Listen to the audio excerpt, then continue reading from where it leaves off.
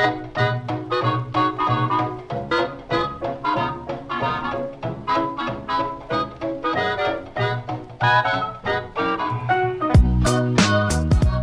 and welcome to Movie Film Studios, the only podcast that takes you inside the mind of two film studio executives as we unravel and then re-ravel the best that Hollywood has to offer. I'm Isaac. And I'm AJ, and this week we banged our gavels on the heads of drug cartels who just want to find love. But before we get into something new, it's time for something old as we check in on our last feature in Box Office Report. Now, last week we released the supernatural horror... Australian Western film, I'll Tell You the Tale of the Round Table Gang. How did that go, Isaac? Really well. Excellent. In a way where the film hasn't come out yet. And you may say, how can you say really well when the film hasn't come out yet? Yep. I would say that. We were getting to discussions with our marketing team, and it sort of came to the opinion that this kind of has a feel of a movie that's based on a comic book. Okay, that's based on a graphic novel. Yeah, so you're thinking... And so we thought, why don't we commission a comic book, a graphic novel, to sort of proceed. And it's what else earns a lot of money? Yep. Are those movies that are based on a well-known book series. Yep. So we also turned it into a book series. Okay. Yep. And we didn't just sort of stop there. It sort of became what other media can we turn this, I'll Tell You the Tale of the Round Table Gang into? Video games. Oh, really? We've got this really cool sort of Western first-person shooter, kill the zombie things video games going in. Okay. We've got a trading card game. What? Kids haven't been playing trading card games since the mid-90s, but rest assured, if you go into their game shop, there's those foil packets of cards, absolutely, which have your commons, uncommons, and rares. You can get those. We also did a mobile phone game spin-off version where kids hunt around various locales in Australia trying to catch all the ghosts. Exactly. It's a augmented reality. Absolutely. With microtransactions. So you're saying that we've released all of this stuff, but we haven't actually released the film. Got to build up hype for the film. Okay. And how's the hype at right now? What are we at? I mean, it's trending on Twitter. Yeah. It is that popular. We're about to reach critical mass. Does the hashtag fit into Twitter's character limit?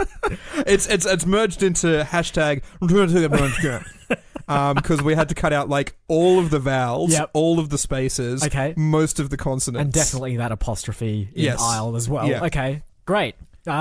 So I expect. I mean, I still think we can build it up some more. And are we doing a TV series, mini series? Oh, absolutely. Great. There's what are they, web series, whatever they call web shorts. We should do it MASH style, where we don't use any of the original actors from the film and just recast it completely, except for one actor. There's a gallery of abstract art portraiture at the National Gallery that somehow ties in with. I'm not even really sure. Really, we co-sponsored the Archibald Prize. Is exactly. That what happened? Yeah. Okay. We just sort of put a discretionary budget for the arts, and any Australian artist who has an idea of how to tie in some sort of mixed media can come in. Their proposal, no proposal is refused. Have we spent more money on this than the actual film? It doesn't matter. Okay. So long as we can get to that critical mass where the excitement is at fever pitch by the time it comes out, it won't even matter if the film's good. Yeah. And we won't even have to spend any money on advertising. Great. Which is as most people know, the biggest expenditure of any film. Absolutely. Sometimes 4 or 5 times the budget of the film is the ads. Yeah. If we do that now, and before we even made the film... That's right. Doesn't matter. Yeah. I mean, this is what The Dark Knight did when they did their campaign. They had this sort of website where you could solve clues and you get directed to a website that supports Harvey Dent or some another website which is about the Joker. I mean, that marketing campaign is really what catapulted The Dark Knight into the echelons of movie history. Exactly. Not the film itself. No. So I'm assuming that I'll Tell You the Tale of the Round Table Gang will be up there. We'll have to wait and see. Awesome. All right. On to this week in trailers. Trailer number 1 is The Children Act, starring Stanley Tucci, Emma Thompson. I mean, the fact that you didn't say Emma Thompson first. Because I forgot her name. I also forgot her name. I'm thank you for saying Stanley Tucci and giving me enough time to remember Emma Thompson. This film is about Emma Thompson. Yes, it is. She's the main character. She is a English judge who has no time for her husband. Like a high court judge, I'm assuming. And she's just I'm so career-driven and focused that I can't even notice that my marriage is falling apart. Yep. She lands a case where it's Seventh-day Adventists or whatever, Mormons, I think, possibly, whatever the religion is that doesn't allow blood transfusion, and she has to rule on a case where her parents are not allowing their son to get the treatment that he needs, and it becomes a emotional bonding relationship between the dying son and the Oscar bait. Like, it's just so Oscar baity. It's very ridiculous. Oscar baity. I just wanted to touch upon, you mentioned like emotional bonding, and what better emotional bond than the actual producers behind this film. So the director is I can't remember the director's name, but this is written by Ian McEwan, who wrote Atonement. The director did Notes on a Scandal, which was a drama starring Judi Dench and Cate Blanchett. Producer of this film, from the producers of Love Actually. I mean, with the exception of Emma Thompson being in that film, that's right, these producers have no right to be in this trailer at all. It just seems like, this is a dark series, like, because Ian McEwan actually wrote the book for this as well, and then the screenplay, and all of his other books are, again, I wrote Atonement and wrote the screenplay for it, dark, serious. Notes on a Scandal, very dark and serious. It's like, remember that goofy movie that had all those stars in it from 2001? Well, someone's on board from that as well. Why? What are you doing? Was Emma Thompson is she the producer then? So maybe it's just she produced... I mean, it's possibly. She produced Love Actually, and now she's producing this film. She could very well do. Who knows? So rather than banking on the star power of her name alone, they need to drop Love Actually in there as well. See, the other one they do in this one, the title card, is Emma Thompson gives one of the best performances of her career. Which, I mean, to be fair, she's such a fantastic actress. She is. Like, with the exception of probably Love Actually, I'm sure they could have used the same title card from any other film that she's been in. But... it's so generic. It's such a generic title card to come up. All you have to do is slot out the name and slot out the pronoun, and you can put anyone you want in there. I also want to mention that there's kind of a finality to that statement as well, as if, like, this is it. She cannot get any better than this. There will be no more peaks from this point on. I somewhat disagree with that. Oh, okay. When they say one of the best performances of her career, there's not the best performance. They realize that, like, this is definitely not the best performance that she's ever done. Okay. It's one of the best. So that's the reviewers, like, covering their own asses then, isn't it? Okay. Just like they can't say because someone will take them to court and sue them. Up until this point, she has never acted better in any film ever. I promise. And then a class action lawsuit hits. Exactly. All right. See that. Well, I mean, if you're in like England, you would have seen that in 2017. I have no idea why it's come up on YouTube new release trailers when it's a 2017 film, but I think it's making its way across the pond to various other countries, basically. So, go see that. I don't know when. We're not going to see it. All right. On to trailer number 2, which is Peppermint. So you would think with a film name like Peppermint, that it'd be sort of like sweet and lovely, and particularly with Jennifer Garner in the lead Jennifer role. Garner's on a Ferris wheel with her kid, and the kid loves peppermint ice cream. What do you reckon happens? Drug cartel, drive-by shooting, parents dead, little girl dead, husband dead, cut to court case where there's not enough evidence to convict the people. Not only not enough evidence, but there's like what looks like payoffs and bribery and all sorts of stuff going on there. Skeezy criminal lawyer gets the and then what happens? She trains as a military expert for 5 years to seek vengeance on the people who harmed her family. And I'm like, this is really weird. Comes up from the director of Taken. I'm like, this makes so much sense now. It really does. The film literally opens feeling like a sequel to Juno. Yes. So you know how like in that film, Jennifer Garner adopts like... she ends up with a baby. With the baby girl or the baby or whatever. And this looks like, flash forward a few years. She's got a nice happy life. She's gotten rid of Jason Bateman as the husband as well because he was a bit of a douche in that film. He was, and she's now got what looks like discount Jason Bateman. And it's all happy times. And then it just turns into like... it turns into Elektra, really. Yeah, well, I actually thought like the first part of the trailer, it turns into John Grisham. Yes. I'm like, this is a court trial. Yeah. Are they going to get the evidence? Yeah. Who's the lawyers? And then I'm just like, okay, so it's turned from happy fun time to John Grisham, and then it just goes kick-ass John Woo.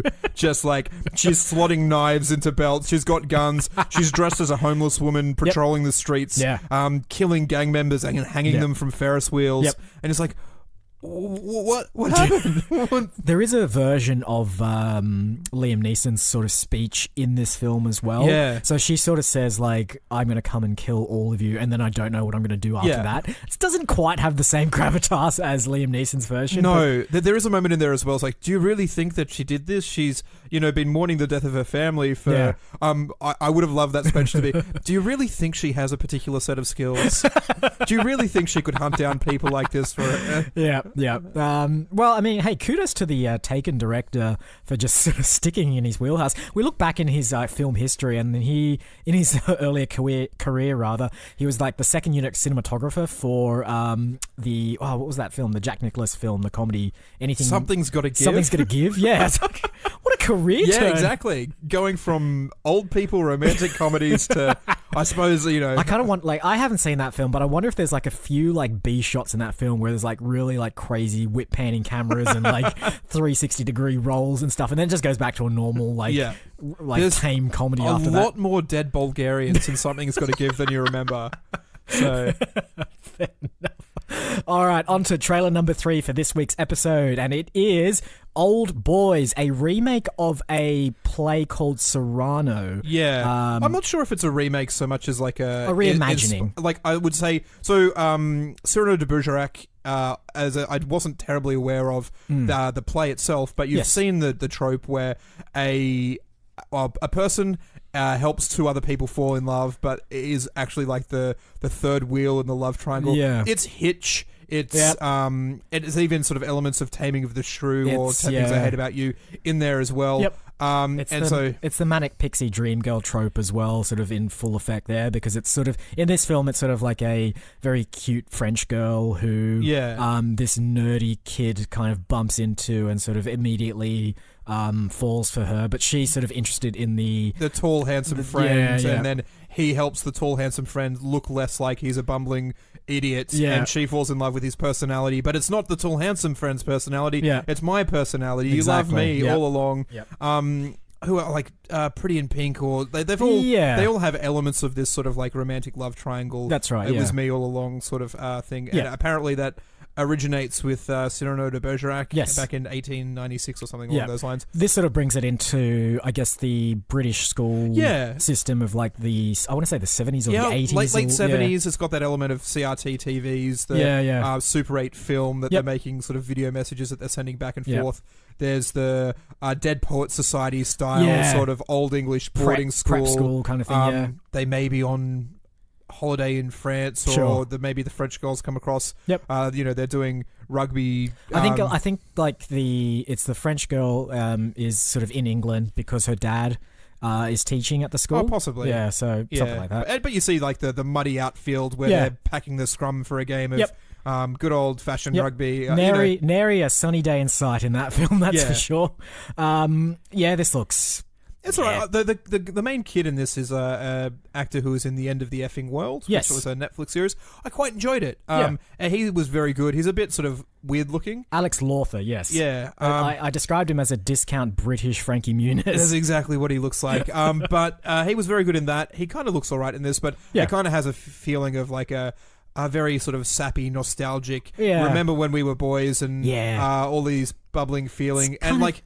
The only way that this could be any good is if, like, it's not the predictable ending where he doesn't get the goal. But even then, it's just not going to be satisfactory if he doesn't. And then if he does, then it's just predictable. I don't know. I mean, it's based on a play. It really is going to be predictable, isn't it? Yeah, surely. This is the kind of film that has that look as if it's British like Polaroid, so no solar flares or anything like that because there's no sun, so it's all kind of bleached and dulled down, but kind of like nice and pastel-y as well. I would love to see J.J. Abrams do like a Dead Poet Society as like it's grey, misty, overcast nonsense, and for some reason there's just light flares everywhere. There's big whipping, panning cameras around. Get the Taken director in there as well on second unit. All right, those are the 3 trailers for this week's episode. But of course, before we do anything with those, we're going to have to take a little stroll over to the green room.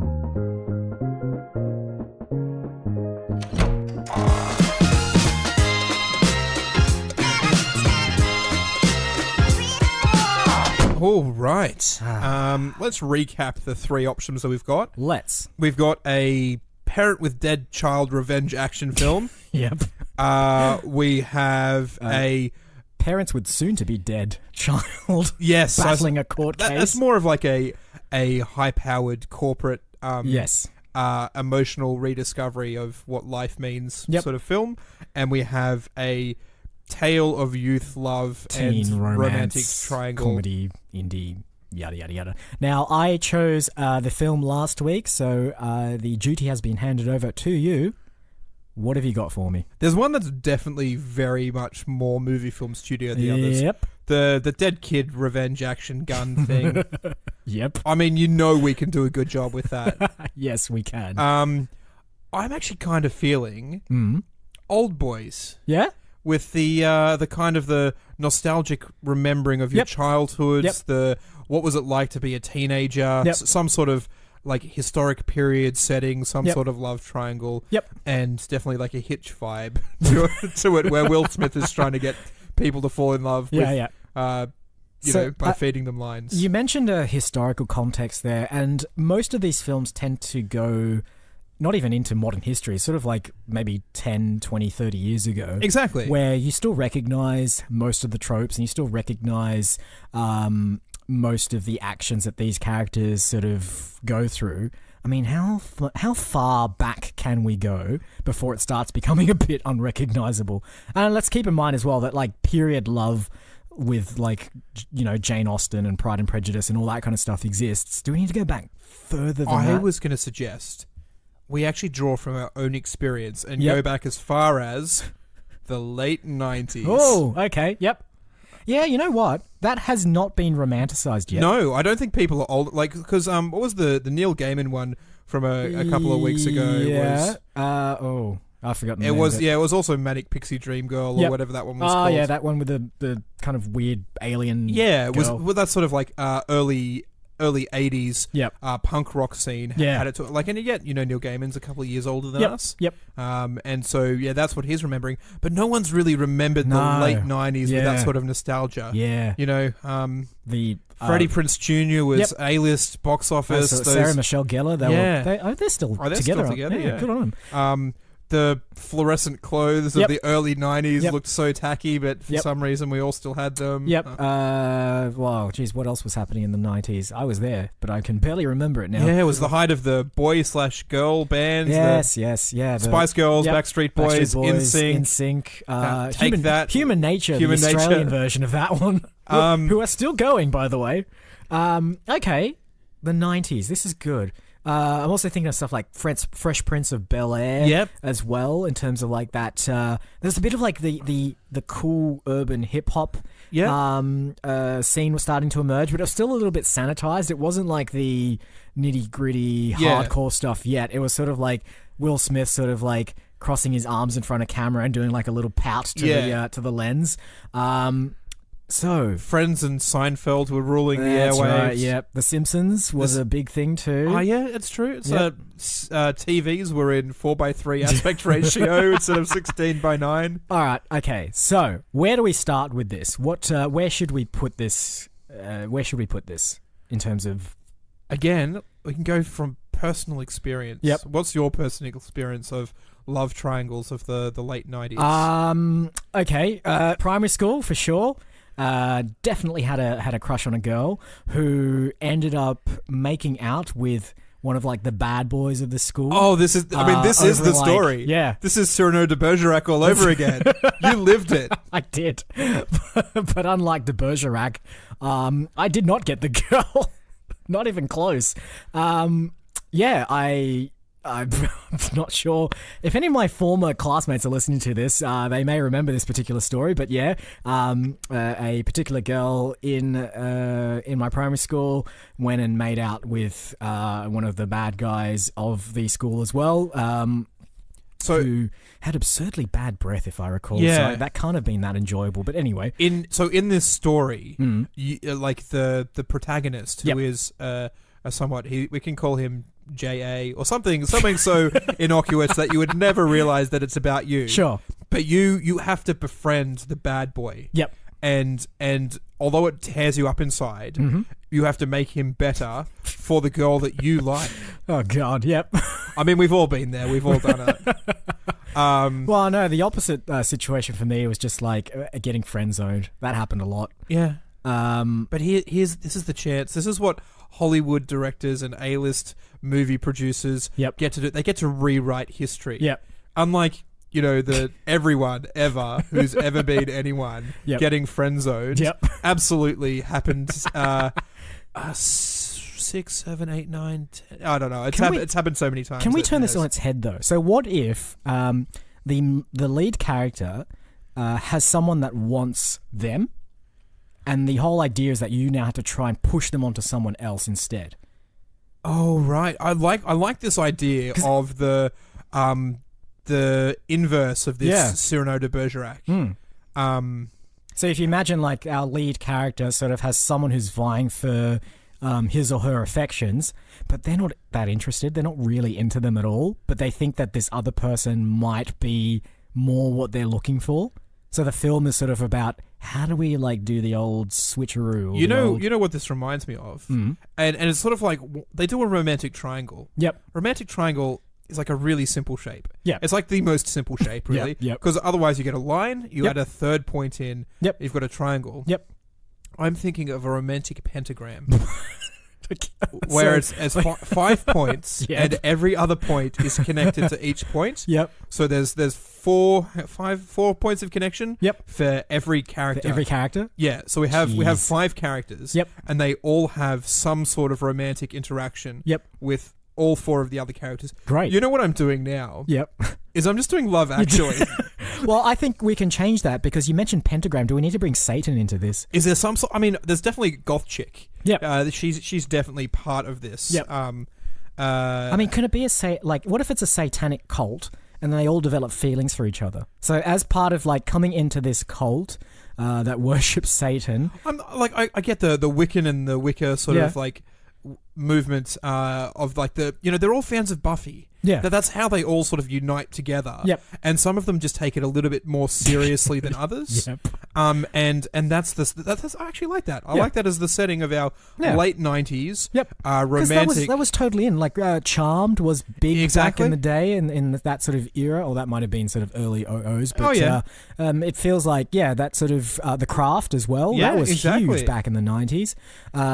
I feel like we do need a bit of a Wiccan vibe to it. Sort of, and again, just like I did when I was in high school, definitely pretended to be into things that girls that I liked absolutely. were into. Yep. It's just like absolutely no interest in being part of your witch cult. I don't even really like Buffy the Vampire Slayer, but if the girl that I like says she does, I'll go and watch all 9 seasons over the weekend. Yep. Oh no, you couldn't do it. No binge watching back in the 90s. Oh, it's true. So you had to either. I think what I used to do was just try and base all my knowledge off the advertisements that came on TV. Exactly. So it's like, oh, did you see what happened on Buffy? And then you just recount some bits and pieces from the ad and just hope no one notices if that you were have really no lucky. idea. Yep. Season 2, episodes 1 to 5, you'd be able to rent out the VHS from your local Video Easy. Yep. It's like, I've only got the 4 episodes, and you go in, and like that's the only one that they've got in stock. You know what else you could do as well? You buy the local newspaper, and they've got the TV program listings on it. Exactly. And if you're really lucky, Buffy will get like an episode description because they can't fit all of them in there for all the shows that are running. This is the one where Xander gets bitten by a were-leech.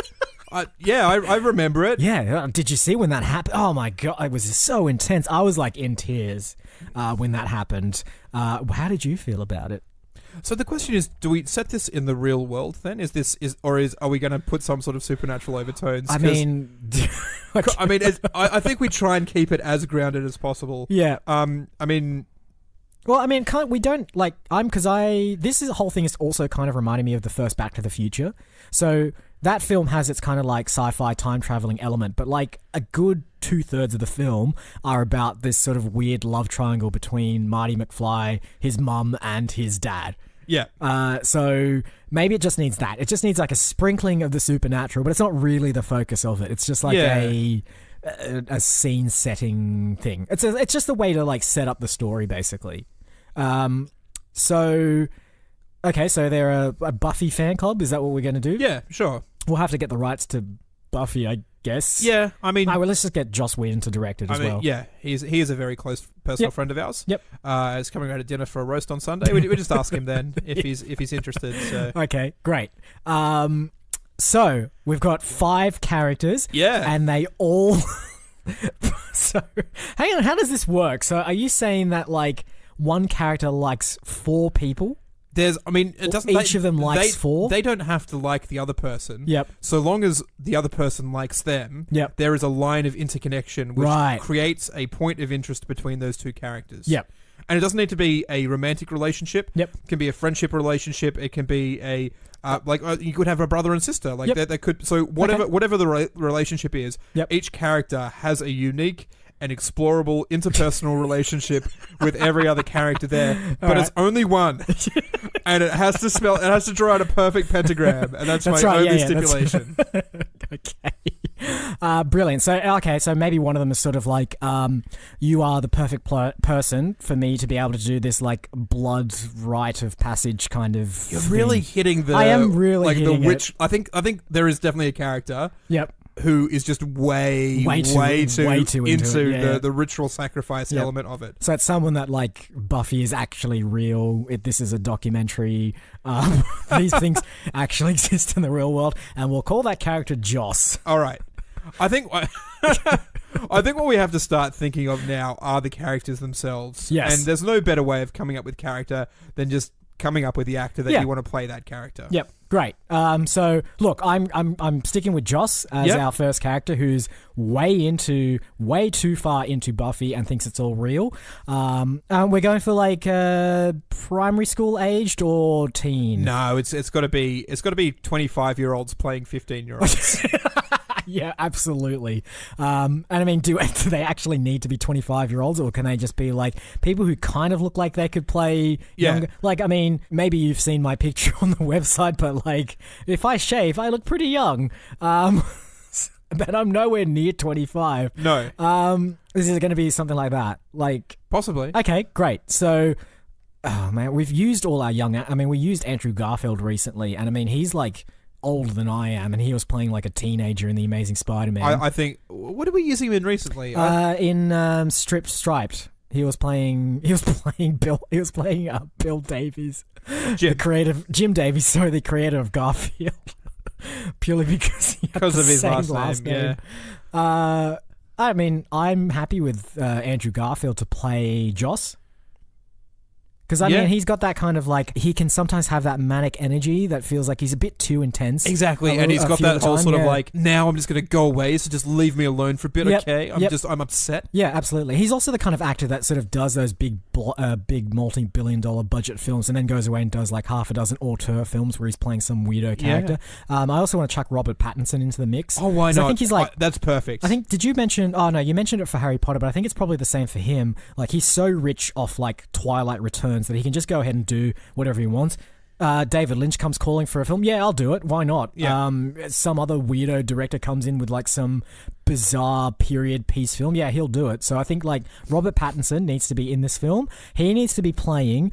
I reckon he needs to be playing... If we think like the Breakfast Club tropes, he's kind of like the cool guy who's like... He's in the club, but he's sort of like more of a casual fan of Buffy. Yeah. He's just there because he's like, there's probably some really hot chicks in this group, or even hot guys. Yeah, could be. Could very well be. Yeah, maybe just hot people. Yeah, he's into like hot people of all kinds. Or maybe he doesn't even care if they're good looking or not. It's just like he's just into people. He's just up for it, and it's just like yeah. Yeah. Okay. What's his name going to be?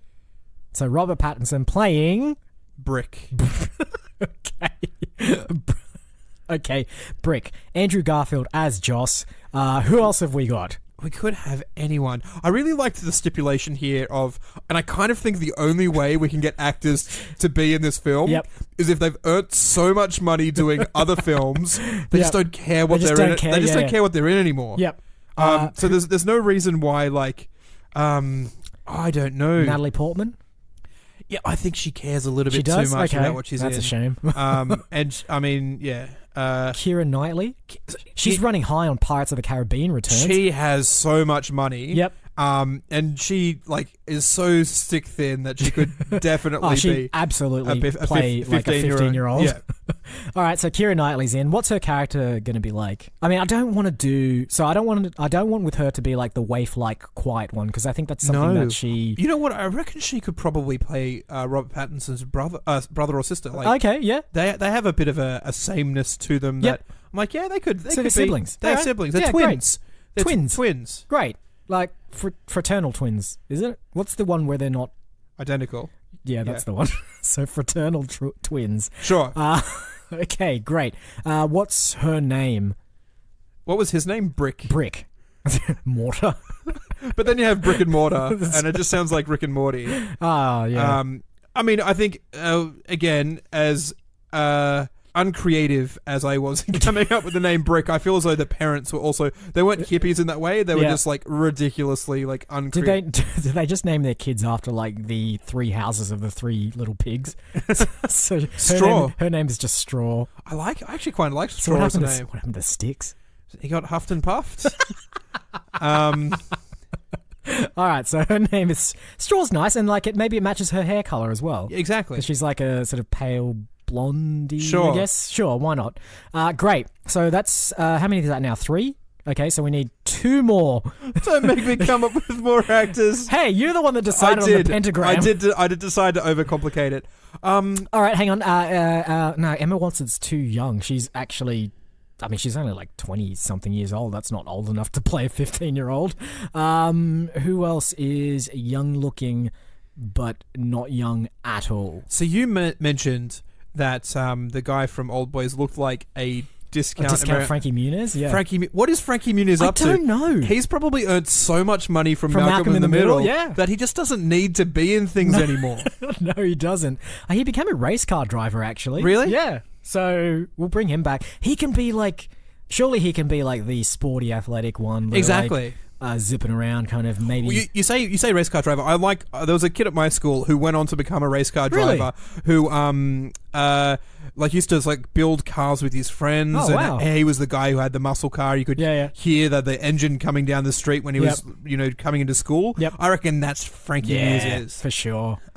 He's so obscenely cool, but he harbors this dark secret that he really likes Buffy the Vampire Slayer. Yeah, so this is like he's sort of like skulking around. Maybe he's got an overcoat on when he sort of like opens the door to, I don't know, where they meet, probably like in a study room in the library or something. You know what we've done, sort of inadvertently, is we've just made the Breakfast Club. Yeah, I know. You mentioned it earlier, and I get it, like, there is that sort of element to it. And John Hughes was definitely the person who encapsulated what it was like to be a teenager in the 80s. Yep. There's no reason that we can't do that. Yeah. Old Boys is like what it's like to be a teenager in England in the 70s. Yep. And this is what it's like to be a teenager in Australia in the late 90s. It's going to the library at lunchtime and discussing your favourite episodes of Buffy with your ragtag group of friends. Exactly right. For me, it was The Simpsons, but I'm assuming for a lot of people, it was Buffy. I think I played Magic the Gathering in the library with my nerd friends.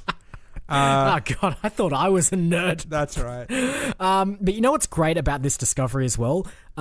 As part of the titles on the trailer, we can have this year's The Breakfast Club. That's exactly right. Because there's been no Breakfast Club since the original came out. Yeah, Robert Pattinson gives one of his top 10 film performances, we'd probably say. Yep, absolutely. From the producer that bought you, that is going to bring you as soon as it reaches critical mass. I'll tell you the tale of the Round Table Gang. So hang on, this is great because it's like from the director of The Avengers. Yes, exactly. And Buffy the Vampire Slayer. And from the producers of... So we can do that. We can say that it's from the director of The Avengers. Yep. And then as a separate title card we do, and the writer of Toy Story. And we pretend like it's 10 different people, but it's just all Joss Whedon's accolades, because he's done it all. You're right, because he co-wrote the Toy Story, I think he's the guy who won the screenplay. Yeah. He wrote the screenplay for it. The story might have been from someone else. He actually wrote the screenplay for it and won an Oscar for it. Okay, yeah. So we just like, I'm sure when he was like, making his way in Hollywood, he was like the producer of some film or worked on catering or special effects. From the creator of Firefly. We need the creator in there as well. Exactly, because that's a totally different credit to director. From the creative genius who brought you Firefly, and the director of The Avengers, and the writer of Toy Story. And I mean, he did... try to forget about Dollhouse if you could, please. Just... We'll just sweep that one under the rug. Everyone has, don't worry. We also should put in there, just to give it some extra clout, he did a version of, I think, Macbeth, where he filmed... Much Ado About Nothing. Much Ado, sorry. Yeah. But he did that in his own house in black and white with a bunch of his sort of favourite actors. I think like Nathan Fillion was in there and a bunch of people from Buffy as well. So we can put that as well because that's a nice that's a comedy, isn't it? Much Ado is more sure. It's a farce. Maybe. It's a bit of a farce, but that's fine. Like, we don't really have a farce film in there. No. So that's great. He also did Cabin in the Woods, which kind of again has a little bit of this feel as well. Yep. I mean, we spend so much time with Joss. Yep. Just hanging out, and you kind of forget that he is that big A-list Hollywood director. It's sort of like to us, he's just our friend Joss. Yeah. And I actually kind of feel a little bit weird about asking him to do this. Like he's so perfect for the project, and we've done so many films, and it's never really sort of come up that he could possibly direct it. I kind of feel a little bit weird asking him about it. What? Oh, sorry. There's one thing I did want to add as well as a title credit from the replacement director of Justice League. I like that. I really do like that. Look, he's a cool guy. He likes to spread his sort of creative energy and thoughts across multiple projects and stuff. I think this is kind of like, at the very least, the trailer's going to be a bit of a love letter to his work. Yeah. So maybe he'll be on board for that. I mean, if there's some way we can inject those same titles into the opening credits of the film itself. Yeah. That might be nice. Yeah, halfway through the film where it's lagging a little bit, it's like, but he did Avengers. Like a title comes up from the director of Avengers. You really liked Avengers, remember? If that was good, so this must be good. You know what we need to do? This is what we need to do. Even though the film is set in the 90s, we need to put little calling cards to his future career projects in the film. So just a little Pixar style, there's that the ball in the background or the race car, which then is like, oh, your next film's going to be cars. Yeah. Well, it's just because and none of these people know anything about it because it's set in the 90s, and none of Joss Whedon's things have come out except for Buffy, I think, and Toy Story, yes. But no one knows about the Avengers aside from mad comic book fans. No one knows about Firefly except for the the very few people that watched it on TV when it came out. Yeah, I like that. I do. We just get David Boreanaz to be an extra in the background. No, David Boreanaz should play surely one of their dads. I was going to say one of the 15-year-olds. One of the 15-year-olds. I'm pretty certain he has a bit of a record of playing younger characters. That's true. Someone else. He, I think, holds a record for most sort of consecutive years on television or something like that. Really? He did Buffy for 6 years. Yeah, you're right. Went straight from that to Bones, which he did for 10 years. Yep. And so he's never not been on TV for the last 20 years. It's kind of ridiculous. Yep. All right, great. So, it is a bit of a sausage fest then in our five. We have Andrew Garfield, Frankie Muniz, Robert Pattinson, and Keira Knightley. So let's put another female. No, but we've got David Boreanaz in there. Oh, okay. So exactly. That's a true. Yeah, this is definitely my primary school. Exactly. Right here. Exactly. It's we were trying to make it some sort of romantic thing, and it just turned out to be a whole bunch of guys hanging out with one of their sisters. And it's yep, sure. This is. To be fair, this is exactly what my high school experience was like. Definitely, everyone had that friend that had the cute sister that you wanted to ask out or make out with or whatever. But it doesn't matter because some of the boys are into that sister, some of the guys are into the other guys. It does not matter. It's free flowing and nothing like the 90s, I remember. I think you're talking about the 60s. All right, great. All right. Right. All right, and now we come to our favourite part of the episode, which is naming the film. We say it's the love triangle, and we've talked about Love Actually. Yep. I kind of felt like Love Pentagram is something that it could be in there, but I just don't like Love Pentagram. Pentagram absolutely needs to feature in there, but why don't we just steal the Breakfast Club's thunder and just call it Pentagram Club? The Pentagram Club. The Pentagram Club. We normally spend a lot of time coming up with. I think that is what the film's that's called. The kind of crap name you'd come up with for a club in the 90s when you were a kid, right? Exactly. You were just we're not going to call it the Buffy Club because that's too obvious. Let's choose something that's tangentially related to it, but pretty obvious what it is. Pentagram Club. That's exactly what. We're going to go with club. What about society? And we go with the Dead Poet Society. Dead Poet Society? The Pentagram Society. No, the Pentagram Club. It's Pentagram Club. Exactly. Club is so 90s. Yep. Yeah, definitely. Yeah. It's friendly, it's warm, it's cuddly, but it's also got just a little tiny bit of like angst in there. Yeah. Like just like the pointed triangular star. It's got a bit sharp edges in there. Right. Yeah. Gotcha. All right, the Pentagram Club, directed by Joss Whedon, and starring Andrew Garfield, Keira Knightley, Robert Pattinson, Frankie Muniz, and David Boreanaz playing a 15-year-old. How old is he now? He's like 45? At least mid-40s. I don't know. All right, I think that's a wrap. I think you're right. Housekeeping, as per usual, we are online at moviefilmstudios.net, where you can find all of our previous episodes, our bios, and of course Mafuzza Woodada, where you can see every single film that we've created on this podcast. Search Facebook for Movie Film Studios and join the community there, where we post up emoji and translation clues rather, as to the films or the trailers that we've watched for the upcoming episode. The Children Act, peppermint. I'm pretty sure there's a peppermint. There should be like emoji. A candy cane. Yep. They have a candy cane. They're peppermint flavored. Yep. Done. Old Boys. That'll work. Sure. The Children Act. Yeah, that's pretty emoji heavy on these ones. That's true. I mean, and then when I put it into Farsi and it comes out with like letters Farsi, translate to Cyrillic and then into English. Yeah. This is a problem with Google Translate. It's actually a little bit too good. Yeah. Like you'll put in the word and it'll just come back as the thing that it was supposed to be. I'm like, that's less cryptic than I was hoping it would be. See, it needs to be more like early 90s translation efforts where it just got it completely wrong all exactly. the time. Okay, we're also on Twitter, because everyone's on Twitter, and we are on iTunes, Podbean, and any other place that you get podcasts. Give us a rating of 5 stars. Not even going to be even slightly like obscure with that one. Just rate us 5 stars. You know what else has 5 stars? Actually, a Pentagram only has 1 star, but it has 5 points. Yes. So think about the points of a pentagram rather than the actual number of stars that are in there.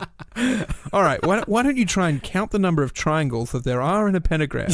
And when you've figured it out, don't send us the answer. Go on to iTunes and give us 5 stars. Okay. And I think that's it. All that remains is to thank you all once again for listening this week. I've been Isaac. And I've been AJ. Roll credits. Watch